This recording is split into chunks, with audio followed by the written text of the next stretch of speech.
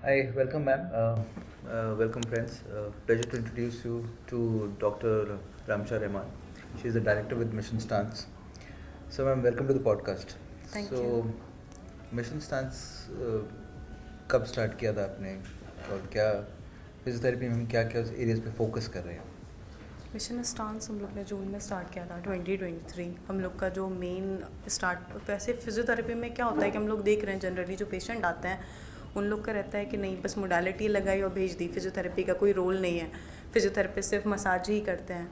तो हमें वो सारी चीज़ पेशेंट को दिखाना है, नहीं ऐसा नहीं है कि फिजियोथेरेपी क्या कुछ नहीं कर सकते। हम लोग का जो मेन है ऑर्थोपेडिक कंडीशंस में हम लोग वर्क करते हैं, न्यूरोलॉजिकल कंडीशंस में हम लोग वर्क करते हैं, जेजियाट्रिक कंडीशन, पीडियाट्रिक कंडीशंस। स्पोर्ट्स में भी आजकल फिजियोथेरेपिस्ट बहुत अच्छा कर रहे हैं। तो फिजियोथेरेपी इज़ नॉट अबाउट के मसाज कर दिया, फिजियोथेरेपी से ही पैरालिसिस के पेशेंट भी ठीक होते हैं। पोस्ट स्ट्रोक सर्जरी जो पेशेंट होते हैं उन लोग को भी हम लोग बैक टू डेली एक्टिविटीज़ में लेके आते हैं, उनके एडीएल्स जो एक्टिविटी ऑफ डेली लिविंग होती है उसमें वापस लेके आते हैं। फिजियोथेरेपी का रोल सिर्फ मसाज नहीं है। हम लोग ये बताना चाहते हैं लोगों को, इंडिया में क्या है कि लोग मेडिसिन खाना ज़्यादा प्रेफर करते हैं। उन लोग को लगता है कि 2 दिन जाके एक्सरसाइज करके क्या फ़ायदा है। तो फिजियोथेरेपी हम लोग का क्लिनिक जो स्टार्ट किया है मिशन स्टांस, उसका मेन रोल वही है कि फिजियोथेरेपी की इंपॉर्टेंस बताएं, वो कितना इंपॉर्टेंट है और लोगों को क्यों करानी चाहिए। सो मिशन स्टांस के आई बिलीव 2 सेंटर्स हैं अभी, Yes, right? one is in Chapter 69. Gurgaon, Space Corporate Park. Another one is 83, is Sapphire 83 Mall.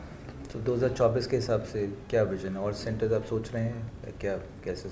Of course, जैसे जैसे ग्रोथ करेंगे और सेंटर्स भी करेंगे। और जो पेशेंट अभी आते हैं जेरेट्रिक ज़्यादा हैं या किस अभी जो पेशेंट आते हैं वो ज़्यादा करके हम लोग के पास आईटी पेशेंट होते हैं और ज़्यादा करके यंग पेशेंट होते हैं। उन लोग का सिटिंग इतना ज़्यादा है कि उन लोग को आइडिया नहीं होता है कि वो अपना कैसे अपना पोस्चर ख़राब कर लेते हैं। तो उनको नेक पेन, बैक पेन, वो ज़्यादा इश्यूज़ रहते हैं। तो उन लोग के लिए मेरा सजेशन यही रहेगा कि अपना life style, active life style करें। वो लोग पूरा दिन बैठ के अपना सारा ऐसे ही पूरा पोस्चर ख़राब करते हैं, फिर उनको इन फ्यूचर बहुत ज़्यादा प्रॉब्लम होती है। एंड मिशन स्टांस अभी किन किन कैटेगरीज में फोकस कर रहे हैं? आई थिंक बैक पेन और किन किन और एरियाज पे फोकस कर रहे हैं आप? हम लोग अभी जस्ट ऑर्थोपेडिक कंडीशंस पे ज़्यादा फोकस कर रहे हैं, बट येस हम लोग के पास न्यूरोलॉजिकल कंडीशंस भी आती हैं, हमारे पास पार्किंसन पेशेंट भी आता है। हम बैलेंस और कोऑर्डिनेशन एक्सरसाइजेस पे भी फोकस करते हैं उनके। हम लोग का मेन एम है कि पेशेंट को बेड रिडन से उन पर नॉर्मल एक्टिविटी में वापस लाना। वो जो करना चाहते हैं वो इंडिपेंडेंटली कर पाए, वो किसी पे डिपेंड होके नहीं रहे।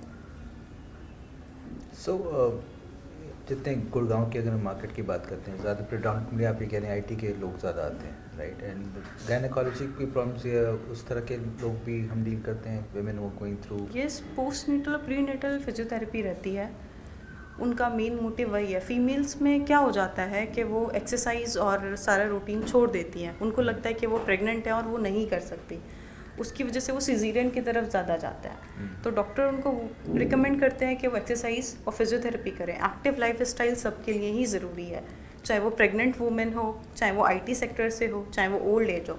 तो फिजियोथेरेपी हमारा जो मेन एम है, मसल में स्ट्रेंथ, टोन, फिजिकल एक्टिविटी पे वर्क करना, बैलेंस एंड कोऑर्डिनेशन पे वर्क करना, वो सारा रिक्वायर्ड ही रहता है। एंड स्पोर्ट्स इंजरी जो आजकल बच्चों में काफ़ी है, आई थिंक जैसे आप बात करें तो वो काफ़ी प्रिडॉमिनेटली एरिया रहेगा जहाँ मिशन स्टांस फोकस करेगा। यस, डेफिनेटली हम लोग के पास बच्चे भी आते हैं जो यहाँ पे स्पोर्ट्स में रहते हैं। तो यस, हम लोग का स्पोर्ट्स थेरेपिस्ट, जो स्पोर्ट्स थेरेपी का मेन एम वही है, ऑन फील्ड फिजियोथेरेपिस्ट वर्क करते हैं वहाँ पे। हम लोग जस्ट उनको पेन रिलीफ करते हैं, सडन जो पेन रिलीफ, जैसे कि किसी फील्ड में किसी को लगी है तो उस ऑन टाइम हम लोग पेन रिलीफ करते हैं ताकि वो खेल पाए। सो आने वाले 2-3 साल कहाँ देखते हैं मिशन स्टांस को? आने वाले 2-3 साल हम मिशन स्टांस को बहुत आगे देखते हैं और यही होप करते हैं कि लोगों को भी ये डिफरेंस, ये चेंज समझ आए कि physiotherapy is not about only massage. उन लोग को लगे कि हाँ, मिशन स्टांस से और फिजियोथेरेपी से बहुत कुछ किया जा सकता है।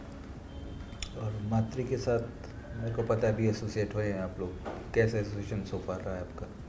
मातृ के साथ हम लोग का बहुत अच्छा एक्सपीरियंस रहा है, सारा टीम वर्क हम लोग करते हैं यहाँ पे। नहीं, I hope that 2024, thanks for your time पहले तो, and I hope that 2024 collectively दोनों कंपनीज़ के लिए बहुत अच्छा रहे क्योंकि हमारी भी कोशिश यही है कि एज एन एंटिटी हम लोग और कोलैबोरेशंस मिशन स्टांस के लिए कर सकें जेरेट्रिक स्पेस में, पीडियाट्रिक स्पेस में, और आपको और बिजनेस भी वहाँ से कलेक्टिवली दे सकें जो एंड कंज्यूमर के लिए बेनिफिशियल रहे. So I think thanks for your time, ma'am, and we look forward to a great association with the Mission Stance in 2024. Thank you. Thank you.